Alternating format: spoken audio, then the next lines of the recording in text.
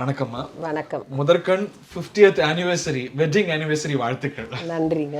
அரை நூற்றாண்டு அப்படிங்கிறது ஒரு பெரிய காலம். திரும்பி பார்க்கும்போது என்ன உணர்வு ஏற்படுது? திரும்பி பார்க்கும்போது 50 வருஷம் போயிடுச்சா இப்போதான் நடந்த மாதிரி எனக்கு இருக்கு உணர்வு. கொஞ்சம் ரீவைண்ட் பண்ணுவோமே. எப்படி போனீங்க முதலமைச்சர் வீட்டு குடும்பத்துக்கு மருமகளா? அது எதிர்பார்க்காம திடீர்னு முடிவு பண்ண கல்யாணம் தான் அது. நினச்சி பார்க்கல கல்யாணம் பண்ண போகிறோன்ட்டு நான் படிச்சுட்டு இருந்தேன்.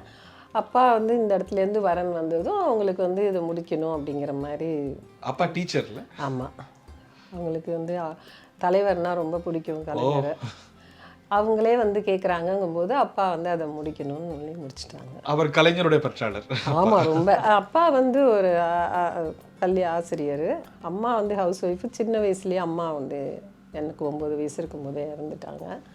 என்னோட பிறந்தவங்க தங்கச்சி ஒன்று, அடுத்தது தம்பி, இன்னொரு சித்தி கல்யாணம் ஆகி வந்ததும் அவங்களுக்கு ஒரு பொண்ணு தங்கச்சி. நீங்கள் திருமணமாகி போகிறதே முதலமைச்சர் வீட்டுக்கு?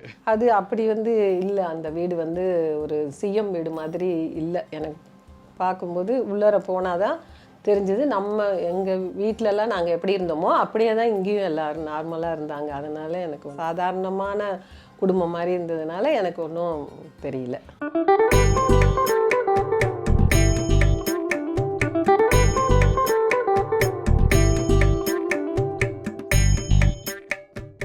கலைஞர் எப்படி, அவரோட முதல் இன்ட்ராக்ஷன் ஞாபகம் இருக்கா? கலைஞரை வந்து நான் வந்து கல்யாணத்துக்கு முன்னாடி ஒரு தடவை பார்த்துருக்கேன். ஓ. அந்த எங்கள் ஊர் பூம்புகாரில் வந்து கலைக்கூடம் திறக்க வந்தப்போ நாங்கள் ஒரு மாடியிலேருந்து அவங்கள ஃபஸ்ட்டு பார்த்தோம். சிஎம் வந்தாரா? ஆமாம், சிஎம்மா வந்து திறக்க வரும்போது.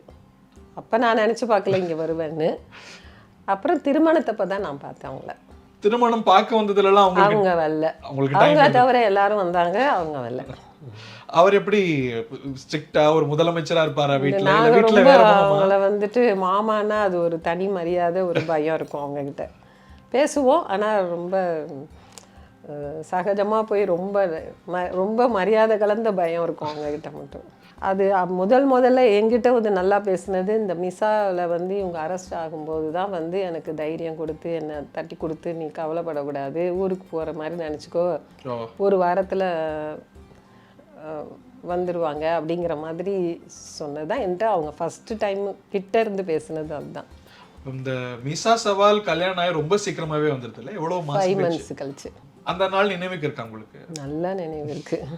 எமர்ஜென்சி டிக்ளேர் பண்ண உடனே அரெஸ்ட் பண்ணணும்னு சொல்லி வந்தது முதல்ல எனக்கு தெரியாது. நைட்டுக்கு அப்புறம் தான் கொஞ்சம் கொஞ்சமாக சொன்னாங்க. அரெஸ்ட் பண்ண வர்றதெல்லாம் தெரியாது எனக்கு. ஏதோ நடந்துடுச்சு, ஆட்சி கழிச்சிட்டாங்க, அவ்வளோதான் தெரியும். அடுத்த நாள் தான் காலையிலேருந்து கொஞ்சம் வந்து இந்த மாதிரி சொல்ல ஆரம்பித்தாங்க, அரெஸ்ட் பண்ண போகிறாங்க அரெஸ்ட் அப்படின்னு. இவர் அரெஸ்ட் பண்ண போகிறாங்கன்னு சொல்லிட்டாங்க. மத்தியானத்துலேருந்து தெரிஞ்சிருச்சு எங்களுக்கு. அப்புறம் ஈவினிங் தான் அரெஸ்ட் பண்ணாங்க. அந்த ஆட்சி கலைப்பெல்லாம் நடக்கும்போது அது ஒரு பெரிய அரசியல் சவால். எப்படி எனக்கு அந்த வயசுல எனக்கு அவ்வளோ தூரம் எதுவும் தெரியல. எனக்கு 16 வயசு தான் எனக்கு. என்ன சொன்னார் அவர் உங்கள்கிட்ட? இவங்களும் எங்கள் வீட்டுக்காரங்களும் வந்து நீங்கள் வந்து கவலைப்படக்கூடாது, அழுகாத, நான் வந்துடுவேன் சீக்கிரம், அம்மா இருக்காங்க, அக்காவை கூப்பிட்டு, எங்கள் காந்திக்காவை கூப்பிட்டு பார்த்துக்குங்க அப்படின்னு சொல்லிட்டு எல்லாரும் இருக்காங்க அப்படின்னு சொல்லிட்டு போனாங்க. ஆனால் சீக்கிரம் வந்துடுவாங்கன்னு நினச்சோம். 1 வருஷம் ஆகணும்னு நினைக்கல. அப்போ ஆக ஆக ரொம்ப கவலைப்படுவோம், அழுவோம். தைரியம் கொடுப்பாங்க எங்கள் அத்தை வந்து எனக்கு தைரியம் கொடுப்பாங்க.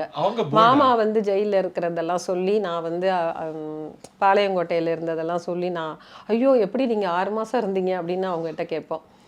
அப்புறம் பார்த்தா எங்களுது 1 வருஷம் ஆயிடுச்சு. மீசால அவர் பெரிய துன்பத்துக்கு உள்ளானார், ஆனால் உங்களுக்காக ரொம்ப கவலைப்பட்டாருமே அவர். அது வந்து அவங்க வெளியில் வந்து சொல்லும்போது தான் தெரிஞ்சது. இல்லை ஏதாவது யாராவது 5 மாதம் ஆயிருக்கு கல்யாணம் ஆகி இப்போ தான் இந்த மாதிரி ஆயிடுச்சுன்னு ஏதாவது சொல்லிடுவாங்க, அது மாதிரி நினச்சி நான் ரொம்ப ஃபீல் பண்ணுவோன்னுட்டு அவங்க ஃபீல் பண்ணேன்னு சொன்னாங்க. உங்களை யாரும் தப்பா பேசக்கூடாது, இவங்க வந்த ராசி, நீங்க வந்த ராசி அவரை சிஎம் ஆக்கியிருக்கு. அவங்க அப்போ வந்து அப்படி கவலைப்பட்டேன்னு சொல்லுவாங்க. கலைஞர் வந்து டெய்லி கேட்பாங்க, டெய்லி பார்ப்பாங்க. டெய்லி வந்து நைட்டில் வந்து எல்லோரும் ஒன்றா உட்காந்து அந்த டைம்லாம் பேசிகிட்டு இருப்போம். கொஞ்சம் ஆறுதல் சொல்லுவாங்க. அப்போ ஒவ்வொரு தடையும் வந்து சீக்கிரம் வந்துடுவாங்கங்கிற மாதிரி அந்த மாதிரி தான் பேசிகிட்டே இருப்போம். எல்லா குடும்பமே பதட்டமாக தான் இருந்தது. அந்த ஒரு கூட்டு குடும்பம் அப்படிங்கிறது அந்த இடத்துல கூட்டு குடும்பம் போது எல்லாரும் இருந்ததுனால ஒருத்தருக்கு ஒருத்தர் ஒரு. நான் எங்கள் அம்மா வீட்டுக்கே போகலையே 1 வருஷம். அப்படியா? நான் போகலை. கூப்பிட்டாங்க யாருன்னு எங்கள் அத்தையெல்லாம் போயிட்டு வான்னு சொன்னாங்க. நான் வந்து அவங்க வந்ததும் போய்க்கிறேன்னு சொல்லிட்டேன். வந்ததும் நம்ம சேர்ந்து போகலான்னு என்னமோ தெரியல. எனக்கு அப்பவே தோணுச்சு, அதனால நான் போகலை. அவரும் அரசியல்வாதியா போறாருன்னு உங்களுக்கு தெரியுமா? இல்ல இவ்வளோ தீவிரமா அரசியல்ல இல்லை, ஒரு நாடகம் அந்த மாதிரி நடிச்சு கூட்டத்துக்கெல்லாம் போவாங்க. வந்ததுக்கப்புறம் அது ரொம்ப தீவிரமாயிடுச்சு.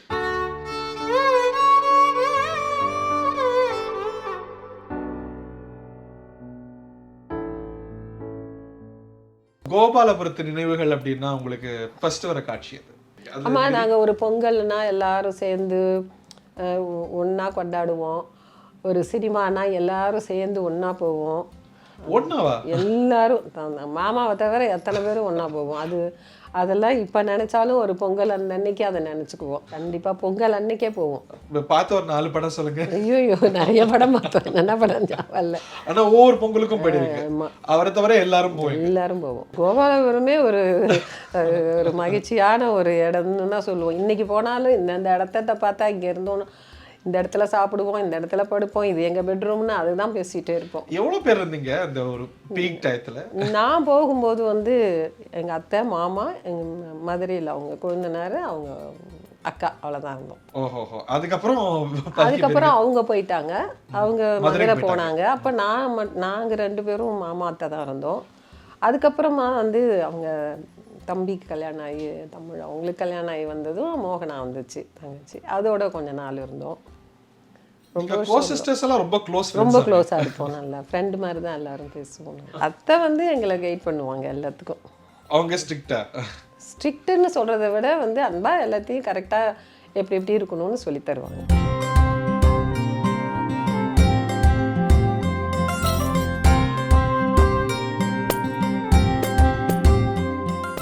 இப்ப எப்படி இருக்காங்க? இருக்காங்க, படுக்கையில் இருக்காங்க.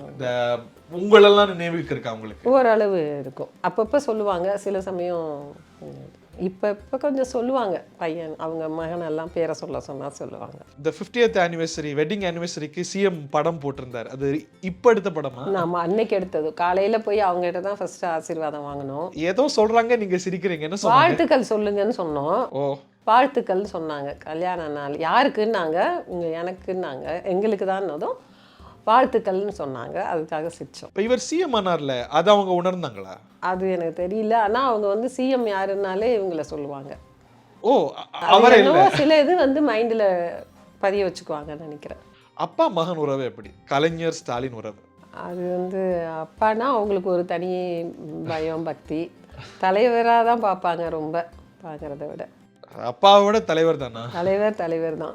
எல்லார்ட்டையும் தலைவர் தான் சொல்லுவாங்க. வீட்டில் எங்ககிட்ட மட்டும் அப்பா அம்மாங்க. அவர்கிட்ட அவங்க கிட்ட அப்பான்னு தான் பேசுவாங்க. நம்ம மற்றவங்க கிட்டலாம் சொல்லும்போது தலைவர்னு தான் சொல்லுவாங்க. ஃபோன் வந்தா கூட எழுந்து நிற்பாரு. அது ஒரு பயம், அவங்களுக்கு பயம் கலந்த மரியாதை. பாசமா சகஜமா பேசிக்க மாட்டாங்களா? பேசிக்குவாங்க, அதெல்லாம் பேசிக்குவாங்க. கலைஞர் ஸ்டாலின் எப்படி ஒப்பிடுவீங்க? அவரோட கலைஞரோட யாரையுமே ஒப்பிட முடியாது. அவர் தனி உழைப்புங்கும் போது 2 பேரும் உழைக்கிறதுல வேணால் சொல்லலாம். மற்றதில் எங்கள் வீட்டுக்காரங்களே சொல்லியிருக்காங்க, அவரை போல் என்னால் எதுவும் பண்ண முடியாதுன்னு. 2 பேருமே வந்து குடும்பத்து மேலே பாசமாக, இல்லை கட்சிக்காரவங்க மேலே பற்றுதல் அப்படி இருக்கிறதுல 2 பேருக்குமே அது இருக்கும். அவரும் நீங்களும் அரசியல் பேசுவீங்களா? இல்லை, ரொம்ப பேச மாட்டோம். அரசியல் பேச மாட்டோம். எங்கே அவங்களுக்கு கிடைக்கிற நேரத்தில் அரசியலை பற்றியே பேசிகிட்டு இருக்க மாட்டோம். அவர் ரொம்ப பொக்கிஷமாக நினைக்கக்கூடிய விஷயம் என்ன? அவங்ககிட்ட வாங்கின பாராட்டு தான் அந்த உழைப்பு உழைப்பு உழைப்பு எப்பயுமே சொல்லுவாங்க. அப்பா பாராட்டுனதை நமக்கு நாமே முடிஞ்சதுக்கு அப்புறம் எழுதினாங்க. ஆமாம், கடிதம் எழுதினாங்க. அது ரொம்ப நமக்கு நாம எப்பெல்லாம் எனக்கு டெய்லி நான் கூட இருப்பேன். எனக்கு ஃபோன் பண்ணி காலையில் பேசுவாங்க. அவரா? ஆமாம். கலைஞர் பார்த்துக்கம்மா, ரொம்ப அலைஞ்சு உடம்பு கெட்டு போயிடும், கொஞ்சம் பார்த்துக்கம்மா, சாப்பாட்டா பிளேஸா நேரத்துக்கு சாப்பிட சொல்லுமா அப்படின்னு சொல்லுவாங்க. நமக்கு நாமே போது டெய்லி ஃபோன் பண்ணுவாங்க. அந்த ஊரில் இருக்கிறதெல்லாம் லைவ்ல பார்ப்பாங்க, பார்த்துட்டு ஃபோனில் பேசுவாங்க. நமக்கு நாமே வந்து ரொம்ப இன்டென்ஸ் பொலிட்டிக்கல் ஆக்டிவிட்டி வந்து மாநிலம் முழுக்க அனைத்து தரப்பினரையுமே சந்திச்சாங்கல்ல நமக்கு நாமே. ஆனால் அதுக்கப்புறம் 2016 எலெக்ஷன் வந்தது. அது பலன் தரலை அப்படிங்கிற வருத்தம் அவங்களுக்கு உங்களுக்குலாம் உண்டா? அது ரொம்ப கம்மி ஓட்டில் தான் நம்ம இழந்தோம். 98 சீட்டோ ஏதோ வாங்கியிருந்தோம். அதுக்கப்புறம் அந்த உழைப்பால் தான் எங்களுக்கு 21லேயும் ஜெயிக்க முடிஞ்சது. அதுக்கு ஒரு ஃபிக்ஸட் டெபாசிட் போல அதுக்கு அடித்தளம் விட்டது. நீங்க போனீங்களா? நமக்கு நம்ம போனேன். அந்த கேப்பில் வந்து இவங்க நிறைய பார்த்துட்டு இருக்கும்போது அந்தந்த ஊரில் எங்கெங்கே கோயில் இருக்கோ அங்கே போயிடுவேன் நான்.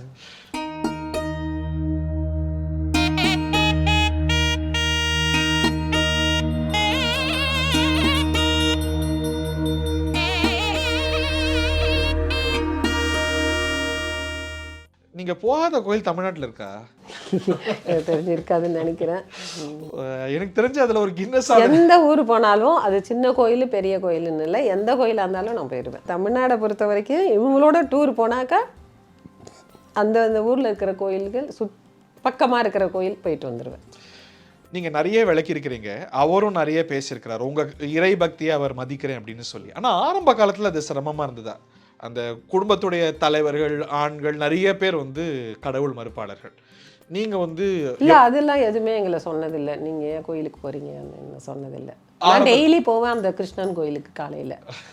காலையிலையோ இல்லை சாயந்தரமோ போவேன். என்ன வந்து சொன்னதே இல்லை யாருமே ஏன் நீங்கள் அங்கே போயிட்டு வரேன்னுலாம் கேட்டதில்லை. முதல்ல இருந்தா அந்த ஒரு ஃப்ரிக்ஷன் ஆரம்பத்துல இல்லை, அது ஒரு புரிதல் ஏற்படுறதுக்கு டைம் எடுக்கல. இல்லை இல்லை இவர் எதுவும் கேட்கல, நம்மலாம் வந்து அந்த மாதிரி கூட இல்லவே இல்லை. நானும் எங்கள் அண்ணியும் செல்வேண்ணியும் டெய்லி போவோம் கபாலீஸ்வரர் கோயிலுக்கு. ஓஹோ, தயாளுமாவுக்கும் பக்தி உண்டுல்ல? அவங்களுக்கும் குலதெய்வம் கோயிலுக்கெல்லாம் போவாங்க. ஆனால் எங்கள் அளவு வந்து அந்த மாதிரி எல்லாம் கோயிலுக்கு போவாங்க. அதில் டாப்பர் நீங்களும் மிஸ்ஸஸ் செல்வியும் தானே? நான் தான் நினைக்கிறேன். அவங்களும் போவாங்க, இருந்தாலும் நான் நிறைய. உங்களுக்கு இஷ்ட தெய்வம் நம்ம எல்லா சாமியுமே நான் கும்பிடுவேன். எந்த கோயிலுக்கு போனாலும் எல்லாரும் ரொம்ப க்ளோஸ் டு ஹார்ட் ஒரு ஃபேவரட் சொல்லணும்னா அப்படின்னா நாங்கள் ரொம்ப குலதெய்வத்தை கும்பிடுவோம். அங்கலமனை உங்களுக்கு எங்களுக்கு அங்கே எனக்கு அம்மா வீட்லேயும் அதுவே, இங்கேயும் அதே தான். ஒரே கோவிலா இல்லை ஒரே பேர் கொண்ட ரெண்டு சாமி? ஊர் வேற வேற, ஆனால் சாமி ஒன்று. அங்காளம்மன் டக்குன்னு நினைக்கிறது குலதெய்வத்தை நினைப்போம்.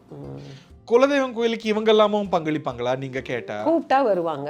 அந்த சைடு போகும்போது அவங்க மரியாதை கொடுத்து உள்ள கூப்பிடும்போது வருவாங்க. நமக்கு நாம போதும் போனாங்கல்ல கோவிலுக்கு. திருக்கோஷ்டி அது வந்து திருக்கோஷ்டியூருக்கு போகும்போது அந்த ராமானுஜர் தொடர் வந்தப்போ கலைஞர் அப்போ வந்து அவர் வந்து ரொம்ப சொல்லி கூப்பிட்டாரு, வந்து பாருங்க பாருங்கன்னு வந்து வரேன்னு சொல்லி வந்தாங்க. அதோட மகன் வந்தாங்கிறது ராமானுஜர் அங்கதான் அந்த அதான் ஓம் நமோ நாராயணா சொன்னாருன்னு சொல்லுவாங்க. மேலே போய் சொன்னாருன்னு அந்த இடத்த பார்க்கறதுக்காக மேலே ஏறி வந்து பார்த்தாங்க. திருக்கோஷ்டி நம்பி அவருக்கு கொடுத்த மந்திரம் அது யாருக்கும் சொல்லக்கூடாதுன்னு சொன்னதை வந்து மேலே ஏறி எல்லாருக்கும் சொல்லுவேன்னு சொன்னார் இல்லையா, அதை வந்து மேலே ஏறி வந்து பார்த்தாங்க, சொல்லி காமிச்சாங்கன்ட்டு. ஓஹோ, ஒரு காரணம் நீங்க கூப்பிட்டதா இல்ல கலைஞர் தொடர் அவங்க அந்த அவங்க எல்லாம் அந்த இடத்துலயே மீட்டிங், அந்த கோயில் வெளியிலேயே வேன்ல வந்து சந்திக்கிறது ஒரு நிகழ்வு இருந்தது. அவங்களும் வந்து கூப்பிட்டதும் நான் வரேன்னு உள்ள வந்துட்டேன். உங்களுக்கு வருத்தம் இருந்தது இல்லையா? நமக்கு இவ்வளோ பக்தி இருக்கு, நம்ம வீட்டு தலைவர்களுக்கு கலைஞருக்கு இல்லை, நம்ம வீட்டுக்காரருக்கு இல்லை. இல்லை அப்படிலாம் நான் நினைச்சதே கிடையாது. நம்ம என் மனசுக்கு சந்தோஷம், என் மனசுக்கு ஒரு நிம்மதி, அதனால நான் போயிடுவேன். அந்த பவுண்டரி ரொம்ப அரிது இல்லை? இன்னைக்கு இதுதான் இந்த பவுண்டரியில தான் நிறைய பிரச்சனைகள் நிறைய இல்லங்கள்ல வருது. அது மாதிரி நான் வந்து எதுவும் சொன்னதில்லை, அவங்களும் எங்களை வந்து எதுவும் சொன்னதில்லை. கலைஞரும் சொன்னதில்லை. பொதுத்தளத்திலும் இருக்கக்கூடிய விமர்சனம் தான். அதுக்கு நீங்க ஆழமான காரணங்கள் சொல்லி எழுதியிருக்கிறீங்க. திமுக இந்துக்களுக்கு எதிரான கட்சி. ஆனால் திமுக இந்த கவர்மெண்ட்ல தான் வந்து கோயிலுக்குன்னு நிறையாவே செஞ்சுருக்காங்க. எல்லாமே கும்பாபிஷேகம் பார்த்தீங்கன்னா நிறைய பண்ணது நம்ம கவர்மெண்ட்ல தான். நீங்கள் கணக்கெடுத்து பார்த்தீங்கன்னா தெரியும். தேர் ஓடாதது, ஓடாதது, தெப்பம் இல்லாதது, நிறைய ஒரு பெரிய லிஸ்டே இருக்குது. நிறைய பண்ணது வந்து நம்ம தான் பண்ணோம், திமுக தான் பண்ணுச்சு. ஊடக வெளிச்சம் இல்லாம நீங்க இன்னைக்கு கோவில் போக முடியாத ஒரு நிலைமை. எங்க போனாலும் அது ஒரு தலைப்பு செய்தி ஆகுது. அந்த ஒரு பிரைவசி இல்லைங்கிற வருத்தம் உண்டா உங்களுக்கு? அது ஒன்றும் பண்ண முடியாது. மற்றவங்களுக்கு தொந்தரவு கொடுக்காம நம்ம சீக்கிரம் அந்த இடத்துலேருந்து கும்பிட்டுட்டு வந்துடணும்னு நினைப்பேன். அது மட்டும் அந்த இடத்துல நினைப்பேன். பின்னால் வர்றவங்களுக்கு அங்கே இருக்கிறவங்களுக்கெல்லாம் இடைஞ்செல்லாம் இருந்துடக்கூடாது. அப்படி நீங்கள் க்யூலையும் போக முடியாது, அதுவும் போக முடியாது. அப்படி நின்னாலும் அதுவும் வந்து இதாயிடும். அதனால் அவங்க கூப்பிட்டதும் உள்ளே போய் எவ்வளோ சீக்கிரம் நம்ம சாமி கும்பிட்டுட்டு வெளியில் வரலாமோ வந்துடுவேன். இது வரைக்கும் போகணும்னு நினச்சி போகாத கோயில் தான் இருக்கா? இனிமேல் அந்த சைடு தூரத்தில் இருக்கிறதா. பூரி ஜெகநாதர் போகணும்னு நினச்சேன், போயிட்டு வந்துட்டேன். இந்த காமாக்கியா போகணும்னு நினைச்சிட்டு இருக்கேன், இன்னும் போகல. அசாம்ல அரசியல் பத்தி முதலமைச்சரோட பேச மாட்டீங்க, துணை முதலமைச்சரோட நேரமும் கிடைக்காது பேசுறதுக்கெல்லாம். அதுக்கு கிடைக்காது. கிடைக்கிற நேரத்தில் எப்படி இருக்கீங்க என்ன ஏது, அப்படி தான் பேசிக்கலாமே ஒழிய அரசியலை பற்றி உட்காந்து திருப்பி நாங்கள் இருக்கும்போது அரசியலே பேசிகிட்டு இருக்க மாட்டோம். வீட்டில் மதுரையா சிதம்பரமா? திருச்செங்கோடு. அது என்ன கணக்கு? அது ரெண்டும் சமம். ஓ அப்படியா? திருச்செங்கோடுன்னா அதானே சொல்லுவாங்க, சிவன் பாதி சிவன் பாதி பாதி பாதி. I like this reply. ஏன்னா இப்போ மதுரை சிதம்பரத்தோட நம்ம கன்ஃபைன் பண்ணிக்கிறது உண்டு. சிவன் பாதி சக்தி பாதின்னு திருச்செங்கோடுனாலே, அதனால சொன்னேன் திருச்செங்கோடு. இங்க வீட்டில் நீங்க தான் பாஸா? அப்படின்னு இல்லை, நிர்வாகம்லாம் நான் தான் பார்ப்பேன். இல்லை, வீடை பொறுத்த வரைக்கும் ரொம்ப ஸ்ட்ரிக்ட்னு கேள்விப்பட்டிருக்கேன். வேற பிள்ளைங்கிட்ட இருக்க மாட்டேன், பசங்கக்கிட்ட இருந்தேன். பசங்கள்கிட்ட அவர் ஸ்ட்ரிக்டா? அவன் என்னை விட கொஞ்சம் லீனியன்ட். அப்பான்னா கொஞ்சம் செல்லுவாங்க பசங்களுக்கு. ஆனா உங்க பேர பிள்ளைங்க இங்க பாட்டி ரொம்ப ஸ்வீட் பாட்டின்னு எழுதுறாங்க. ஆனால் பசங்க பேர பசங்கள்கிட்ட வந்து அது மாதிரி அடித்ததும் இல்லை, அதுங்களை வந்து நம்ம கண்டித்ததும் கிடையாது. யார் அதிகமா அடி வாங்குவா? உதயா தான். எதுக்காக? அம்மா படிக்கலைன்னா ஏதாவது ஒன்றுன்னா உதயா கொஞ்சம் அடிப்பேன். இப்போ மகள் மேல செல்லமோ? 2 பேரும் செல்லும் தான், ஆனால் என்னட்டா நிறைய அடி வாங்கினது உதயா. அவர் குறும்பா ரொம்ப சாஃப்டா டெபினிஷன்? ரொம்ப சாஃப்ட்டு. ஏன் ரொம்ப அடிக்கிறீங்க? சாஃப்டாக இருப்பார். சாப்பிடலங்கோ பிடிவாதம் அந்த மாதிரிக்கு அடிச்சிருவோம், வேற மட்டும்.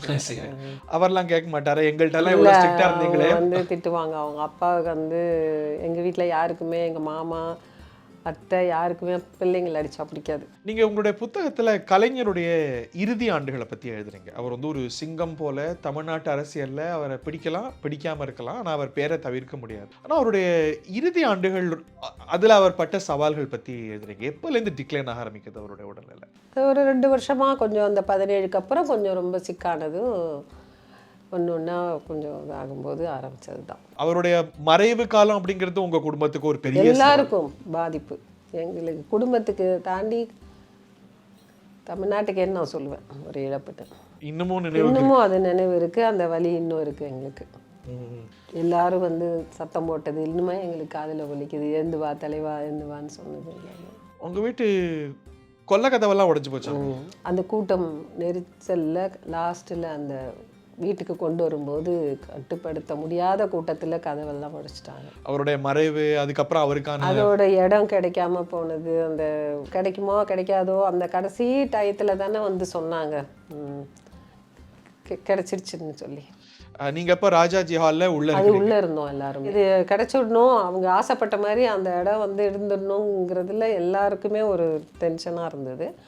அது கிடைச்சதும் எங்களுக்கெல்லாம் அந்த இடத்துல ரொம்ப இவங்க உணர்ச்சி வசப்பட்டுட்டாங்க. வெளியில் வந்துட்டாங்கல்ல, வந்து எல்லாரையும் கையை பிடிச்சிட்டு ரொம்ப அண்ணி செல்வி அண்ணி அவங்க தங்கச்சியை போய் பிடிச்சி தான் ரொம்ப கதறி அழுதுட்டாங்க. கிடச்சிருச்சு செல்வி அப்படின்னு சொல்லி.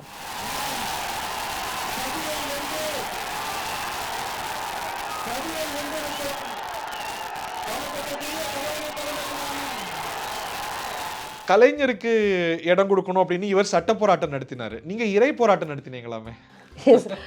அதுதான், அது கிடைச்சிடணும் அப்படிங்கும்போது நம்ம வந்து அப்படி தானே நினைச்சோம். யார்கிட்ட வேண்டிக்கிட்டீங்க? எப்பயும் போல எங்கள் குலதெய்வத்துக்கு தான். அவருக்கும் குலதெய்வம் இல்லை? எல்லாருக்கும் தான், எங்கள் குடும்பத்துக்கே குலதெய்வம் தான். 2019 தேர்தலை பற்றி பேசும்போது அதுதான் திரு உதயநிதி ஆக்டிவாக பங்கேற்கக்கூடிய தேர்தலும் கூட.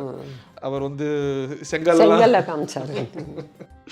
அவர் பிரச்சாரம் இப்படி பண்ணுவாருன்னு தெரியுமா உங்களுக்கு? அந்த பிரச்சாரத்தில் இம்ப்ரெஸ் ஆனீங்களா? தெரியும். அவர் வந்து ரொம்ப கலோக்கியாக பேசி கொஞ்சம் கூட்டத்தில் வந்து எல்லாரையும் கொஞ்சம் அவர் பேசுறது வந்து கொஞ்சம் வித்தியாசமாக இருக்கும்.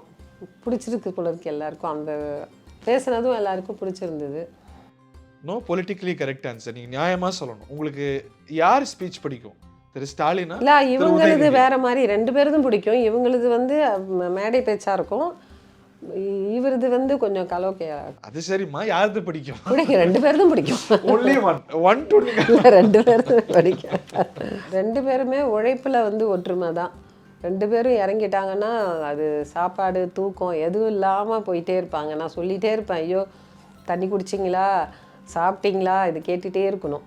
பையனும் உதயாவும் அதே மாதிரி ஒன்றும் பண்ண முடியாது அப்படின்னு ரொம்ப தீவிரமாக இறங்கிடுவாங்க. அந்த அதில் போயிட்டாங்கன்னா. சிஎம் ஃபுட் ஹேபிட்ஸில் எப்படி? ரொம்ப சூஸ் இல்லை, நம்ம தான் பார்த்து வைக்கணும். இது வேணும் அது வேணும். அது அப்படியெல்லாம் கிடையாது அவங்களுக்கு. நான் சமையல் பண்ணும்போதே நான் தான் வந்து இன்னைக்கு 2 காய் இருக்கணும், கீரை இருக்கணும் அப்படின்னு சொல்லி பார்த்து பார்த்து செஞ்சு வைப்பேன். தடபுடலா விரும்புவாரா இல்லாட்டி இல்லை அப்படியெல்லாம் விரும்ப ரொம்ப சிம்பிள் சாப்பிட்றதில்ல. அவருக்கு ரொம்பவும் கம்மியாக தான் சாப்பிடுவாங்க. சவுத் இந்தியன் தான் ரொம்ப பிடிக்குமா? பிடிச்ச டிஷ்ஷஸ்னா சிஎம்க்கு பிடிச்சதுன்னு சொன்னீங்கன்னா கொஞ்சம் வத்த குழம்பு அந்த மாதிரிலாம் பிடிக்கும். பருப்பு துவையல், ஓஹோ, அந்த கொஞ்சம் மீன் குழம்பு சாப்பிடுவாங்க. அவருக்கும் மாமனாருக்கும் ரொம்ப பிடிக்கும். மற்றபடி சாப்பாட்டில் போய் ரொம்ப ஆர்வமாக அப்படி வேணும் அப்படின்னு சொல்லிட்டு இதுதான் வேணும் அப்படின்லாம் கிடையாது. ஃபுட்டி கிடையாது. இல்லை. 2021 ஒரு சவாலான சூழலில் தேர்தல் நடக்குது. அதுக்கு பிறகு திராவிட முன்னேற்ற கழகம் வெற்றி பெறுது.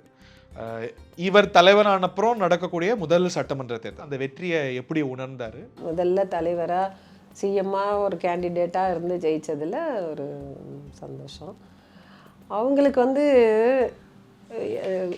ரெஸ்பான்சிபிலிட்டி நிறையா பண்ணணும் எப்படிங்கிறது அந்த திங்கிங் இருந்திருக்கும். பெரிய சவால் அது. அந்த கொரோனா சமயத்தில் இவங்க பதவி எடுத்தது.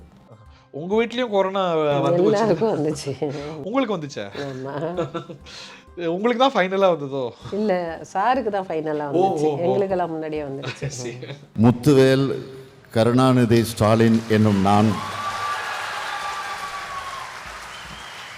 உங்களுடைய கண்ணீர் தமிழ்நாட்டுடைய கவனத்தை பெற்றது. முத்துவேல் அதாவது கருணாநிதி எவ்வளோ ஸ்டாலின் உழைப்பு, எவ்வளோ கஷ்டங்களுக்கு அப்புறம், எல்லாரோடைய விமர்சனங்களுக்கு அப்புறம் அந்த ஒரு வார்த்தை சொல்லும்போது நான் உணர்ச்சி வசப்பட்டுட்டேன். வேற ஒன்றும் இல்லை. அது ரொம்ப பெருசா கவனிக்கப்பட்டது. என்ன மீறி எனக்கு அன்னைக்கு வந்துருச்சு. அந்த அப்புறம் தான் பார்த்தேன் உதயாவும் கண் கலங்கி இருந்தது. அவர் அமைச்சராகும் போது, துணை முதலமைச்சரா இந்த பொறுப்புகளுக்கெல்லாம் வரும்போது ஒரு அம்மாவா எனக்கு அது ஒரு சந்தோஷம். நல்லா பண்ணணும் அப்படின்னு சொல்லுவேன். நல்லா அவருக்கு என்ன அட்வைஸ் கொடுப்பீங்க பொதுவா? அவருக்கு நான் உழைப்பை தான் சொல்லுவேன். எந்த ஒரு நேரம் காலம் பார்க்காம இறங்கிட்டாக்கா அந்த உழைப்பை பார்ப்பேன். நான் அட்வைஸ்னால் இது மட்டும் தான் சொல்லுவேன், கொஞ்சம் உடம்பை பார்த்துக்குங்கன்னு சொல்லுவேன். சிஎம் அனுப்புற அவரோட ரொட்டீன் என்ன பொதுவா? காலையில் எழுந்திரிச்சா வாக்கிங் போயிடுவாங்க.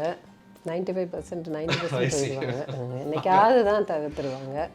இன்னைக்கு எல்லாம் மழை, போக முடியல. அந்த மாதிரி சமயத்தில் ஜிம் பண்ணுவாங்கல்ல, எக்ஸசைஸ். அதுக்கப்புறம் விசிட்டர்ஸ் பார்க்குறது, அவங்களோட ரொட்டீன் ஒர்க்கு நிறைய இருந்துகிட்டே தானே இருக்கும். இருக்கிற போது சாப்பிட்ருவாங்க. வெளியில் போயிட்டு வந்தால் சில சமயம் லேட் ஆகும். ஓஹோ. நான் சொல்லுவேன் இரவுலெல்லாம் சீக்கிரம் சாப்பிடணும்னு சொல்லுவேன். குடும்பத் தலைவர் ஸ்டாலின் எப்படி?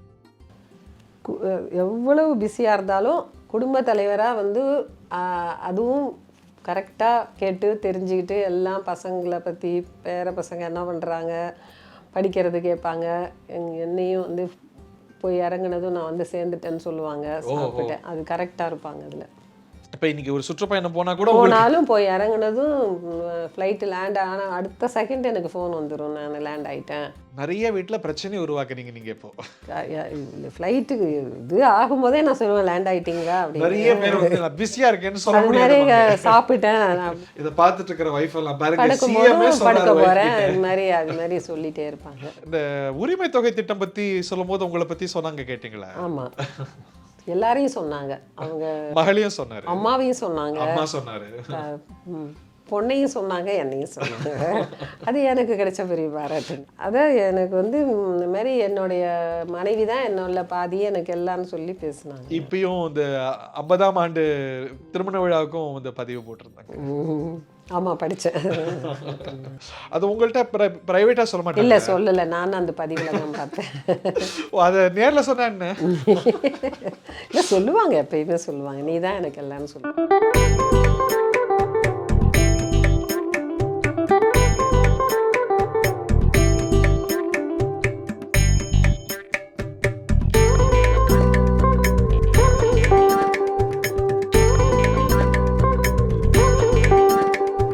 பொதுவெளியில வர விமர்சனங்கள்லாம் பார்ப்பீங்களா? திருமதி துர்கா ஸ்டாலின் ஒரு பவர் சென்டர், அவங்க அரசியல் முக்கிய முடிவுகள் எடுக்கிறாங்க. பார்க்கறதும் கிடையாது, நான் அதை பற்றி யோசிக்கிறதும் கிடையாது. அவங்க சொன்னா சொல்லிட்டு போட்டு இந்த மீம்ஸ் வர விமர்சனங்கள் எல்லாமே நான் வந்து இக்னோர் பண்ணிடுவேன், பார்க்கறது இல்லை, மைண்ட் பண்ணிக்க மாட்டேன் அதை பற்றியே. ஏன்னா அரசியல் அது ஒரு பெரிய சவால். வந்து சில காரணங்கள் வந்து ஏற்கக்கூடிய காரணங்களுக்கு விமர்சனங்கள் வரும், அவதூறு வரும், எதிர்கட்சிகள் விமர்சிப்பாங்க. அதெல்லாம் உங்க பழகி போச்சு. அதோட இல்லை, அதை நான் பெருசாக எடுத்துக்க மாட்டேன். மற்றவங்கெல்லாம் சிஎம் வந்து இந்த விமர்சனங்கள் எல்லாம் எப்படி பார்ப்பாரு? அவங்க ஏன் என்னையுமே கேட்பாங்க, ஏன் அதெல்லாம் பார்த்துட்டு இருக்கேன்னு சொல்லுவாங்க. புக்கில் வந்தாலும் சொல்லுவாங்க, அதை ஏன் படிச்சுட்டு இருக்கேன்னு. உங்க கணவர் கொண்டு வந்த திட்டங்கள்லாம் உங்களுக்கு ரொம்ப பிடிச்சது? நிறைய திட்டங்கள் பிடிக்கும். அதில் வந்து இந்த காலை உணவு திட்டம், நான் முதல்வன், அப்புறம் வந்து இந்த தோழி விடுதி, அப்புறம் இந்த இப்போ அந்த நலம் காக்கும் ஸ்டாலின் விடுதி, அதெல்லாம் ரொம்ப பிடிச்ச திட்டங்கள். உங்க ரொட்டீன் என்னம்மா ஒரு நாளைக்கு? என்னோட காலையில் நானும் சீக்கிரம் எந்திரிச்சு வாக்கிங் போவேன், அப்புறம் சாமி கும்பிடுவேன். ஓஹோ, அது டெய்லி அது ஒன்று. அப்புறம் வீட்டு வேலைகள் எனக்கும் சரியாக இருக்கும். இவங்களை கவனிக்கிறது, இவங்களுக்கு தேவையானது செய்கிறது, வர்றவங்கள பார்க்குறது எனக்கு கரெக்டாக இருக்கும். இங்கே இந்த தமிழ்நாட்டுடைய ஃபர்ஸ்ட் லேடியாக மாறினதுக்கு அப்புறம் ஒரு முதலமைச்சருடைய, நான் அப்படி நினைக்கவே இல்லை. ஃபர்ஸ்ட் லேடின்னு சொன்னாலே எனக்கு நான் எப்பயும் போல இருக்கணும் தான் நினைப்பேன் நார்மலாக. ஏன் அப்படி?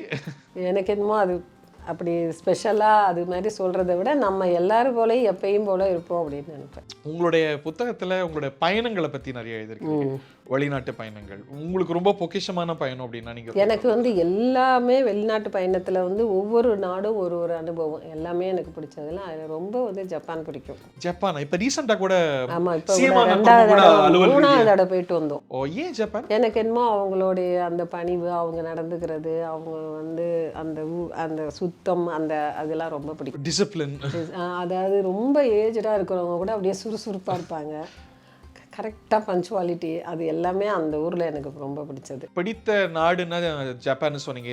தமிழ்நாட்டில் இந்தியாவில் ரொம்ப பிடிச்ச ஊர்? எனக்கு எங்கள் ஊர் இப்போ திருவெண்காடு தான் பிடிக்கும். அதுக்கு நிறைய பெருமை இருக்குல்ல? ஆமாம், காசிக்கு சமமான ஸ்தலம் தான் அதுவும். ஓ, பாடல் பெற்ற ஸ்தலம். ஆமாம், காசிக்கு சமமானதில் திருவெண்காடு. ஓ, என்ன 5 இருக்குது, அதில் எங்கள் திருவெண்காடு ஒன்று. ஓஹோ. 3 அந்த கோயிலில் வந்து 3 குளம், 3 மூர்த்திகள், 3 அம்மன், அந்த மாதிரி எல்லாமே 3 விருஷம், தலை விருஷம் 3 கோயிலோட ஸ்பெஷலு. அதில் எனக்கு வந்து திருவெண்காடுனா பிடிக்கும். அங்கே கோவிலில் வந்து நீங்கள் புனரமைப்பெல்லாம்? அது அந்த கோயில் இல்லை, எனக்கு குலதெய்வம் கோயில், கீழப்பெரம்பலம்னு குலதெய்வம் கோயில், அதெல்லாம் பண்ணி கொடுத்தேன். இது வந்து அறநிலையத்துறையை சேர்ந்தது. ஆனால் கும்பாபிஷேகத்துக்கு போய் 3 நாள் இருந்தாங்க. இப்போ ரீசெண்டாக கும்பாபிஷேகம் நடந்தது போன மாதம். ஊருக்குன்னு எப்படி இருந்தாலும் மாதம் ஒரு தடவை 2 மாதத்துக்கு ஒரு தடவை வீட்டுக்கு போய். மனுஷாலாம் இருக்கிறாங்களா? அம்மா இருக்காங்கல்ல, அம்மா ஊர்ல தான் இருக்காங்க. அம்மான்னு சொல்லும்போது சித்திய அம்மா இருக்காங்க. அவருக்கு ஓய்வெல்லாம் கிடைக்குமா? அவருக்கு ஹாபிஸ் உண்டு? ஹாபிஸ்ங்கிறது ஓய்வு கிடைக்கிறதே ரொம்ப கம்மி தான் உங்களுக்கு. கிடைக்கிற நேரத்தில் நைட்டில் கொஞ்சம் இந்த டிபேட்டு, இந்த டிவியில் நியூஸு இதெல்லாம் இன்னும் டென்ஷன் இல்லை பார்ப்பாங்க. ஆனால் எல்லாம் கிரிக்கெட் பார்ப்பாங்க நிறையா. ஓஹோ. அவருக்கு யார் ரொம்ப பிளேயர்ஸ் ரொம்ப பிடிக்கும்? தோனி பிடிக்கும்னு நினைக்கிறேன், ஆனால் கிரிக்கெட்டில் ரொம்ப பிடிக்கும். வெளிநாட்டுக்கு போனாலும் ஸ்டேடியத்துக்கு கொண்டு போயிட்டு வராங்க. ஆமாம், போய் பார்ப்பாங்க. விம்பிள்டன் பார்த்துருக்கீங்களா? ஆமாம், அது நானும் போனேன். கிரிக்கெட் ரொம்ப பிடிக்கும். அது ஒரு ஃபேமிலியிலே இருக்குது கிரிக்கெட். கலைஞருக்கு யாரை ரொம்ப பிடிக்கும்? அது தெரியல. அவர் தோனி எல்லாமும் பார்த்துருக்கிறாரு, சச்சினை பார்த்துருக்கிறாரு. ஆமாம், அவங்க கபில் தேவிலேருந்து பார்த்துருப்பாங்க. பாட்டு கேட்பாங்க நைட்டில் வந்து படுக்கும்போது, பாட்டு பழைய பாட்டெல்லாம் கேட்பாங்க. படமும் எப்பயாவது டிவியில் வந்துட்டு போட்டு பார்ப்பாங்க. நிறைய ஃபர்ஸ்ட் லேடிஸ் புத்தகம் எழுதி நம்ம பார்த்ததில்ல, நம்ம வெளிநாடுகளில் பார்த்துருக்கோம். நீங்கள் அவரும் நானும்னு ஒரு புத்தகத்தை எழுதிருக்கிறீங்க. அது வந்து ஒரு முக்கியமான டாக்குமெண்டேஷன். ஒரு ரிங் சைடு வியூ, ஒரு இல்லத்தில் ஒரு முதல்வர் இல்லம், அதுவும் கலைஞர் இல்லம், ஸ்டாலின் இல்லம் எப்படி இருக்கும் அப்படின்னு புரிஞ்சுக்கிறதுக்கு ஒரு முக்கியமான விஷயம். அது எழுதணும்னு ஏன் தோணிது உங்களுக்கு? அதாவது தொடராக ஆரம்பித்தோம். முதல்ல அந்த லோகநாயகி வந்து பத்திரிக்கையில் இருக்கும்போது அவங்க பத்திரிக்கைக்காக கேட்டாங்க. கேளும்போது அது தொடராக வந்து ஏதோ கொஞ்சம் நாளைக்கு வரும்னு சொல்லிட்டு அது மாதிரி இருக்கும்னு நினச்சிட்டு தான் ஃபஸ்ட்டு ஆரம்பித்தோம். போக போக வந்து அவங்க வந்து இன்னும் நீங்கள் சொல்லுங்கள், இன்னும் நல்லா எழுதலாம், எல்லாமே எழுதலாம்னு சொல்லி என்னை ஊக்கப்படுத்தும் போது எனக்கு எல்லாத்தையும் நம்ம கல்யாணம் ஆனது, எங்கள் குடும்பத்துலேருந்து நான் வந்ததுலேருந்து இந்த குடும்பத்துக்கு வந்தது எல்லாமே ஒரு தொடராக எழுதி ஒரு 5 வருஷம் வரைக்கும் அதில் இடையில எங்களோட குடும்பத்தில் நடக்கிற நல்லது, நல்ல நிகழ்வு, கெட்டது, எதுனா எல்லாத்தையுமே எழுதியிருப்பேன். அதில் நிறைய டீட்டெயில்ஸ் எழுதுறீங்க. எப்படி அப்படியே நினைவு வச்சு தான் எழுதுவேன். எழுதி உங்களுக்கு டைரி கிடையாது. டைரி கிடையாது. அது அப்படியே எனக்கு அது நிகழ்வு வந்து அப்படியே ஞாபகம் இருக்கும். அதை எழுதி நோட் பண்ணி வச்சுக்க சொல்லுவாங்க. எழுதிட்டு அப்புறம் நம்ம வந்து தொடரல, தேதி, நாள், ஊர் ஞாபகம் இருக்கும் எனக்கு. அதில் எழுதுனதும் அது முடிஞ்சதும் ஒரு 5 வருஷம் இவங்க துணை முதலமைச்சராக இருக்கும்போது அதை ஆரம்பித்தோம். அது நல்லா எல்லாரும் படிச்சுட்டு எனக்கு வந்து நல்லா இருந்தது, நாங்கள் இதை படித்தோன்னு சொல்லி அது நிறைய ஃபோன் பண்ணுவாங்க எனக்கு வந்து. இப்போ வரைக்குமே ஃபோன் பண்ணிட்டு தான் இருக்காங்க. அதில் நிறைய பேரை எனக்கு வந்து நாங்கள் மீட் வேற பண்ணுவோம் எல்லாரையும், கொஞ்சம் குறிப்பிட்டு வாசகர்களையா? வாசகர்களில். அதில் அப்போ வந்து அப்புறம் அது முடித்ததுக்கப்புறம் ஏன் இதை நம்ம புக்காக போடக்கூடாதுன்னு சொல்லிட்டு இவங்களை கேட்டேன். இல்லை போட்டுக்குங்கன்னு சொன்னதும் அவங்கள்ட்ட பர்மிஷன் வாங்கி நாங்கள் அதை அவரை உடனே என்கரேஜ் பண்ணாங்க. கண்டிப்பாக பண்ணாங்க. அவர் இதெல்லாம் படிப்பாரா? ஒரு தொடரும் முடிஞ்சதும் அவங்ககிட்ட காமிச்சிட்டு தான் அந்த நான் வந்து வெளியிடுவேன். ஃபீட்பேக் கொடுப்பாங்களா? கண்டிப்பாக கொடுப்பாங்க. பாசிட்டிவ் ஏதாவது இருந்ததுன்னா அது வந்து மாற்றி இப்படி இருக்கணும்னு சொல்லுவாங்க. மற்றபடி மேஜராக அதுவும் ரொம்ப சொன்னதில்லை. ஏன்னா என்னோட உணர்வை தானே நான் எழுதினேன். அதுக்கப்புறம் நாங்கள் முடித்து 16 எலெக்ஷன் வர்றதுக்கு முன்னாடி எனக்கு போதும்னு அதை எனக்கு நான் டூர்லாம் போயிடுவேன்னு அதை முடிச்சிட்டேன். திரும்ப பார்த்தீங்கன்னா 15க்கு வந்து நாங்கள் நமக்கு நாமே ஆரம்பித்தோம். அதுக்கு முன்னாடி முடிஞ்சிச்சு தொடர்.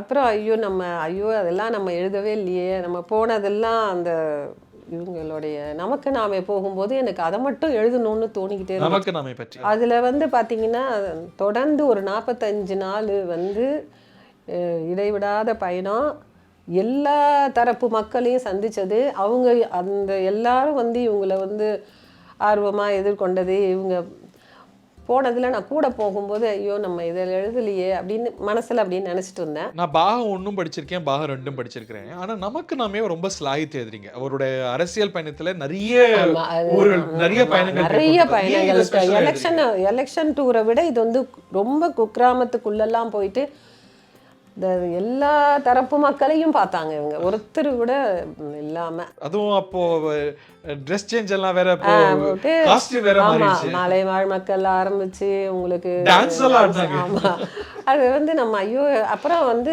18ல் தான் நாங்கள் புக்கு வெளியிட்டோம். திரும்ப அப்பயே வந்து நமக்கு நாம எல்லாம் நடந்துடுச்சு. அதுக்கப்புறம் ஒரு 2 வருஷம் கழிச்சு தான் அந்த இது வந்து திரும்ப வந்து சரி நம்ம அதெல்லாம் நினைவுபடுத்தி இதை எழுதணும்னு ஆரம்பித்தோம். அது ஒரு 3 வருஷம் எழுதணும். உங்களுக்கு எழுத்துலலாம் இன்ட்ரெஸ்ட் உண்டு ஆரம்பத்தில்? அதான் நம்ம இப்போ பேசுகிற மாதிரியே அதை எழுதிட்டோம். நீங்கள் புக்கை பார்த்தீங்கன்னா தெரியும், பேச்சு நடையில் தான் இருக்குது. பேச்சு நடையில் இப்போ நம்ம எப்படி சொல்கிறோமோ அது ஒரு இடத்துக்கு போனால் இது நடக்கும், இப்படி போனோம் வந்தோம், நாங்கள் வந்து இது நடந்தது, அவங்க இப்படி, அதே தான் அப்படியே மாற்றாமல் எழுதிட்டோம். அதையே அது எல்லாருமே நல்லா இருக்குன்னு வேற சொன்னாங்க. முதல்வர் படிப்பாரு, துணை முதல்வர் படிப்பாரு, அது தெரியல, என்னதான் கேட்குறோம். ஆனா அவர் முதல்வர் வந்து ஒண்ணு விடாம படிச்சிருவாரு. ஆமா, இவங்க வந்து ஃபுல்லா படிச்சுட்டாங்க. இப்பயும் புக்கு நான் வெளியேறதுக்கு முன்னாடி, அதுக்கப்புறம் நாங்க முடிச்சதுக்கு அப்புறம் நிறைய உட்காந்து எழுதணும். இந்த 21க்கு அப்புறம் நாங்க எழுதுனதெல்லாம் திரும்ப உட்காந்து இந்த கவர்மெண்ட் வந்ததும் நம்ம கொஞ்சம் அதையும் பதிவு பண்ணுவோம்னா புத்தக வெளியீட்டு விழால அவர் கலந்துக்க முடியாத ஒரு அது ரொம்ப எனக்கு அது வருத்தம் இருந்தது. ஏன்னா வந்து முதல்ல 19 வச்சிருந்தது வந்து அவங்க அண்ணன் இறந்ததுனால அன்னைக்கு சடனாக அது நிறுத்திட்டோம். அதுக்கப்புறம் ஒரு நாள் விட்டு அடுத்த நாள் அப்படியே பண்ணலாங்கும்போது எதிர்பார்க்காம வந்து அன்னைக்கு வந்து நல்லா தான் இருந்தாங்க, திடீர்னு தலை சுத்துதுன்னு சொன்னதும் மதியத்துக்கு மேலே தான் அது ஹாஸ்பிட்டல் போனதும் இல்லை போ வேணாம் இருங்கன்னு சொன்னதும் எனக்கு கொஞ்சம் அது வருத்தமாக இருந்தது. ஆனால் இவங்க வந்து எந்த காரணத்தை கொண்டு நிறுத்திடக்கூடாது, நீ போ, நான் நல்லா தானே இருக்கேன், நான் இங்கேருந்து லைவ்ல பார்க்குறேன், நீ போய் தான் ஆகணும்னு நான் ரொம்ப கட்டாயம். லைவ்லேருந்து கவர்மெண்ட்டே பார்த்தாரு அவர். இல்லை அது அப்போ எனக்கு வந்து அங்கே இருக்கும்போது நேரில் வரலையே அப்படிங்கிற ஒரு வருத்தம் ரொம்ப இருந்தது தான். இந்த புத்தக வெளியீட்டு விழாவிற்கு அவரால் வர முடியவில்லை என்றாலும் மனம் முழுக்க இங்குதான் இருக்கும். நேரலையில் முழு நிகழ்வையும் பார்த்து கொண்டிருக்கும் என் கணவருக்கு முதல் நன்றி. முடிச்ச அப்புறம் கால் பண்ணாங்களா, நேர்ல பாத்தீங்களா? இல்ல, கால்லாம் பண்ணல. நான் நேரா முடிச்சதும் நேரா ஹாஸ்பிட்டல் தான் போனேன். என்ன சொன்னாரு? கை பிடிச்சி நல்லா பேசினேன் அப்படின்னு சொன்னாங்க. ஏன்னா நான் வந்து அந்த மாதிரி ஸ்டேஜில் ஏறினதோ பேசினதோ எனக்கு வந்து பழக்கம் கிடையாது. கொஞ்சம் டென்ஷனாக இருந்தேன். அதில் இவங்க வேறு அங்கே இருந்தது இன்னும் கொஞ்சம் டென்ஷன். ஆனால் நல்லா இருக்கும், ஒன்றும் இல்லை, பெருசாக மேஜராக எதுவும் பயப்படுற மாதிரி இல்லை, தலை சுற்றதுனால வேணாரு அங்கே போக வேணான்னு டாக்டர் சொன்னாங்க. ஆனால் உங்கள் மனசெல்லாம் ஹாஸ்பிட்டல், என் மனசெல்லாம் வந்து அங்கே தான் இருந்தது. லைவில் பார்த்துட்டு இருக்காங்கங்கிறது ஒரு இது இருந்தது. சரி, இந்த மறுபடியும் நிறுத்தக்கூடாது, நம்ம ஒரு இது பண்ணிட்டோம்னா நம்ம அதை வந்து அவங்களுக்கு பண்ணி முடிச்சு கொடுத்துடணும், நம்மளால் அடுத்து நிற்கக்கூடாதுன்னு நினச்சிட்டு நான் போயிட்டேன். ஓஹோ. ஆனால் அவர் பாராட்டினார், நிகழ்ச்சி நல்லா இருந்ததுன்னு சொன்னார். துணை முதல்வர் என்ன சொன்னார்? அது அங்கேயே ஸ்டேஜ் மேலேயே ஏறி அம்மா நீ நல்லா பேசிட்டேன் அப்படின்னு சொல்லிட்டு அவங்களுக்கு வந்து நான் எப்படி பேசுவணுங்கிற ஒரு பதட்டமோ இல்லை மனசுல இருந்திருக்கலாமா என்ன பண்ண போறாங்களோ வந்துட்டு போன நிகழ்ச்சியிலே பேசுனீங்கல்ல, நல்லா தான் இருந்தது. பேசுனா அதுதான் ஒரு தடவை தான், இது 2வது தடவை. ஓ, இதுதான் 2வது மேடை. ஏன்னா அதுதான் சொன்னேன், புக்கை பண்ணிடுறோம், அதில் விட அந்த ஸ்டேஜ் மேலே உட்கார்றதும் அந்த பேசுறது தான் இருக்கிறதுலே ரொம்ப டென்ஷன். எவ்வளவு பெரிய அரசியல் குடும்பத்துல உங்களுக்கு அவங்க சிவசங்கரி என்கிட்ட சொல்லிட்டே இருந்தாங்க, ஏமா கையெல்லாம் ஜில்லுன்னு இருக்கு, இல்லை எனக்கு நீங்க முடிஞ்சதும் நான் பேசணும், எனக்கு பயமா இருக்குன்னு. பயப்படாத பேசு அப்படின்னாங்க. அவங்களும் நல்ல அழகான உரையை எழுதியிருந்தாங்க, ஸ்பீச் ரொம்ப நல்லா எழுதி, எல்லாருமே நல்லா எழுதி கொடுத்தாங்க. அதில் சிவசங்கரி நல்லா எழுதி புக்கு ஃபுல்லாக படிச்சுட்டு நான் கொண்டு போய் வீட்டில் கொடுத்தேன். ஓஹோ ஹோ. எனக்கு எழுதி கொடுங்கன்னு சொன்னப்போ வீட்டுக்கு வாடினாங்க. போயிட்டு ஐயோ பெரிய புக்காக இருக்கேன், மெதுவாக படிச்சுட்டு கொடுங்கன்னு ஊக்கப்படுத்துவாங்க. அவங்க இந்துமதி கூட படிச்சாங்கன்னா என்னை எழுதுமா நல்லா தான் இருக்கு அப்படின்னு சொல்லுவாங்க. டெபுட்டி சிஎம் நீங்க அழைச்சதும் உங்களுடைய அது ரொம்ப ட்ரெண்ட் ஆச்சு. என்ன இருந்தாலும் அவர் துணை முதல்வர் இல்லையா, அவரோட பணிகளோட மகனா இருந்தாலும் அந்த இடத்துல நம்ம பேசணும்னு சொல்லி அது பாகா 3 எழுத ஆரம்பிச்சிட்டீங்களா? இல்லை இது வரைக்கும் இல்லை. உங்களுக்கு சோஷியல் சர்வீஸ்லயும் ஆர்வம் உண்டா? இப்போ நீங்க ஒரு ஓல்டேஜ் ஹோம் ஆரம்பிச்சிருக்கீங்க, அதை பத்தி சொல்லுங்க. அது எனக்கும் தோணிக்கிட்டே இருந்துச்சு, ஏதாவது பண்ணணும், நம்ம வாழ்க்கையில் ஏதாவது ஒன்று பண்ணணும்னு தோணிகிட்டே இருந்துச்சு. அப்போ என் பொண்ணு என்ன கேட்டுது, இந்த மாதிரி பண்ண போகிறேன்னு, பண்ணலாமா அப்படின்னுது. அப்போ ரொம்ப சந்தோஷமாயிடுச்சு எனக்கு. அவங்களோட இனிஷியேட்டிவ். ஆமாம், அவங்க தான் ஃபுல்லாக இப்போ அவங்க தான் பார்த்துக்கிறாங்க. எவ்வளோ பேர் இருக்கிறாங்க இப்போ 100 தாண்டிட்டாங்க. ஆதரவற்ற முதியவர்கள் முழுவதுமா நீங்க தான் பார்த்துக்கிறீங்க? நான் இல்லை, என் பொண்ணு தான் எல்லாமே. அந்த நாள் விசேஷத்துக்குலாம் நீங்க போவீங்க? நான் போவேன் நானும் அப்பப்போ போய் பார்ப்பேன், எல்லாம் செய்வேன். ஆனால் ஃபுல்லு இன்சார்ஜ் எடுத்து பண்ணுறது என் பொண்ணு தான். மருமகளை பற்றி சொல்லுங்க. அவங்களும் நீங்களும் ரொம்ப க்ளோஸ், நானே நிறைய இடங்கள்ல பார்த்துருக்கேன். அதுவும் கொஞ்சம் அது இன்னொரு பொண்ணு மாதிரி தான். நான் மருமகனையும் அப்படி தான், என்னுடைய மகனாக தான் நான் பார்க்க போனால் என் மகன்கிட்ட பேசுகிறத விட மருமகன்கிட்ட நிறைய. அப்படியா? பொண்ணுகிட்ட பேசுகிறத விட என் மருமகிட்ட தான் கண்ணு நிறைய பேசுவேன். நானே உங்களை நிறைய ஷாப்பிங் சென்டர்ஸ்ல நீங்க 2 பேரும் தான் பார்த்துருக்கேன். உங்க டாட்டரை விட உங்களையும் மிஸ்ஸஸ் கிருத்திகாவையும் தான் பார்த்துருக்கேன். அதுலேயும் சீக்ரெட்ஸாக சொல்லுங்களேன். அதுவும் ஒரு நிறைய வீடுகளில் பாயிண்ட் ஆஃப் ஃப்ரிக்ஷன். அங்கேயும் விட்டு கொடுத்தல் ரொம்ப முக்கியமாகுது. அதுக்கு நீங்க என்ன யுக்தி எடுக்கிறீங்க? அது நம்ம கல்யாணம் ஆகி வரும்போதே நாங்கள் என்னட்டு ஏதாவது சொல்லணும்னா என்கிட்ட நேராக சொல்லுங்கன்னு சொல்லிடும். நான் சொல்கிறேன்னா அதுக்கு பிடிச்சது பிடிக்காததெல்லாம் சொல்லும்போது எனக்கு அப்படியே அது இன்னொருத்தட்ட பேசினாதான் பிரச்சனை, நேரடியாக பேசிட்டேன்.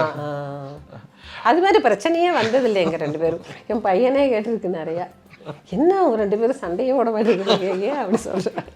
அது ஒரு ஜெனரேஷன் ஷிஃப்ட்ல நீங்க திருமணமான வீடு, அதோடைய ஜெனரேஷன் வேற. நீங்க இப்போ உள்ள ஜெனரேஷனுக்கு எப்படியோ அதுக்கு தகுந்த மாதிரி நான் மாறிக்கிட்டேன். நம்ம இப்போ இப்படிதான் இருப்பாங்க அப்படிங்கிற மாதிரி. நீங்க திருமணமான போது நீங்க வளர்ந்த சூழ்நிலை, எங்களோட சூழ்நிலை அப்படியே டோட்டல் வேற. நாங்க வேற, இப்ப இருக்கிறது வேற. இதுவும் கூட்டு குடும்பமா இருந்தது, அதுவும் கூட்டு குடும்பம். ஆனா 2 சூழலும் வேற வேற. அவங்க படித்தாங்க, அவங்க வேற ஏதோ ஒன்று செய்யணும்னு நினச்சாங்க. அது விஷுவல் கம்யூனிகேஷன் படிச்சுது, அது தனியாக ஏதோ பண்ணணும்னு நினைக்கும் போது நான் அதுக்கு தடையாக இல்லை. நீ என்ன நினைக்கிறியோ அதை பண்ணு, பிள்ளைங்களை நாங்கள் பார்த்துக்குறோம், நீ பண்ணுன்னு சொல்லுவோம். இந்த மூத்தவங்களுக்கு தான் ஒரு பெரிய சேலஞ்சாக இருக்கும். நாங்கள்லாம் அப்படி இருந்தோமே அந்த மாதிரி இல்லை, நான் அந்த மாதிரி நாங்கள் தான் இப்படி இருந்தோம், நீங்களாம் இப்படி இருங்கன்னு சொல்லுவோம். நாங்கள் வீடு வேலை சமையல் அப்படி இருந்துட்டோம். நீங்கள் உன்னோட தனித்தன்மையில் நீ தனியாக என்னவோ அதை பண்ணு அப்படிங்கிற மாதிரி. உங்கள் டாக்டரை பற்றி சொல்லுங்கள். ஆமாம், ரொம்ப சின்சியரான பொண்ணு. அதுவும் ஸ்கூல் பண்ணிட்டு இருக்குது. அதுதான் ஆசைப்பட்டது, அதுதான் பண்ணுறேன். பேர பிள்ளைங்களை பற்றி விரிவாக சொல்லுங்களேன். ஒவ்வொருத்தரோட ஸ்பெஷல் குவாலிட்டி இல்லை, எல்லா பிள்ளைங்களுமே பாசமாக இருப்பாங்க. மோஸ்ட் ஃபேவரட் அப்படி இல்லை, 4 பேருமே.